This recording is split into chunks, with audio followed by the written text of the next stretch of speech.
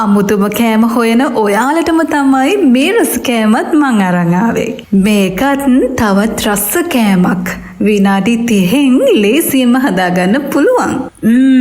මේකේ රස ඉතින් කියලා වැඩක් නෑ. රස වගේම හරිම ගුණ කෑමක්. ලොකු පොඩි ඕන කෙනෙක් ආසාවෙන් කයි. එන්න අපි හදමු එහෙනම්. මේක හදන්න පිටි වර්ග මුකුත් ඕන නෑ. මේකට මුලින්ම ඕන වෙන්නේ රුලන්.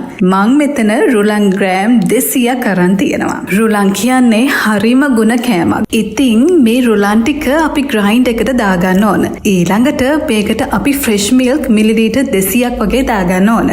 මේකට රසානුව පදමට ලුණු ටිකක් දාගන්න. දැන් මේ ටික හොඳට බ්ලෙන්ඩ් කරගන්න ඕන. මෙන්න මේ වගේ එක තියෙන්න ඕන. ඔන්න කිරි වැඩි කරන් ගොඩක් දියාරු කරගන්නවා නෙමෙයි. හොඳද? හරි. ඒ ටික ඔන්න ඔහොම තියලා ෆිලිං එක හදාගන්න යමු.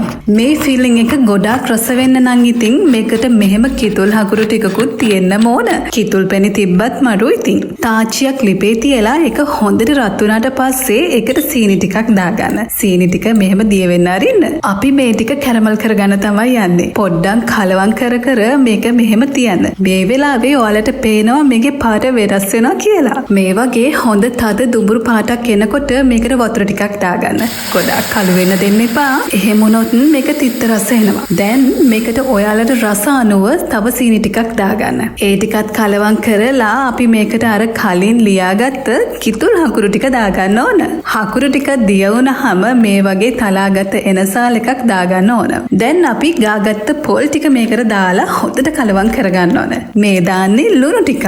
මේක හරිම රස එන්න නම් මේකට මෙහෙම ගම්මිරිස් කුඩු ටිකක් දාගන්න ඕන. දැන් ඉතින් මේක හොඳට කලවම් කරගන්න තියෙන්නේ. මේ බලන්න මෙන්න මේ වගේ පාටක් ආවම මේකේ පදම හරි.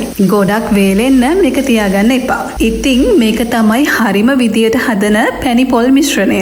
හරි ඊළඟට මම මේ අරන් තියෙන්නේ පේපර් කප් එකක්. ඒකේ පොඩිම සයිස් එක තමයි මේක. මේ වගේ එකක් ගත්තාම මේක හදාගන්න ලේසි. මේ හැම එකටම බටර් ටිකක් ගා ගන්න ඕන. එතකොට අපිට මේක ගලවන්න ලේසි වෙනවා. මම ඒ වගේ කප් 7ක් අරන් තියෙනවා. අපේ මිශ්‍රණයට මේ ටික ඇති. හරි දැන් අපි ඉස්සල්ලාම මෙහෙම කප් එකක් අරගෙන ඒකට අපේ රුලන් මිශ්‍රණයෙන් ටිකක් දාගන්න ඕන. මේ බලන්න මෙන්න මේ වගේ. දැන් අපි මේක මැද්දට වෙන්න පැණි පොල් මිශ්‍රණයෙන් ටිකක් තියාගන්න ඕන. ඒක කප් එක වටේ ගෑවෙන්නේ නැති වෙන්න ඒ ටික මෙහෙම මැද්දට තියාගන්න. ඔන්න මම තව එකක් කරලා පෙන්නන්නම්කෝ. මේ බලන්න මෙන්න මේ වගේ තමයි ඉතින්. මේ විදිහට මෙහෙම ඔක්කොම ටික දාගන්න.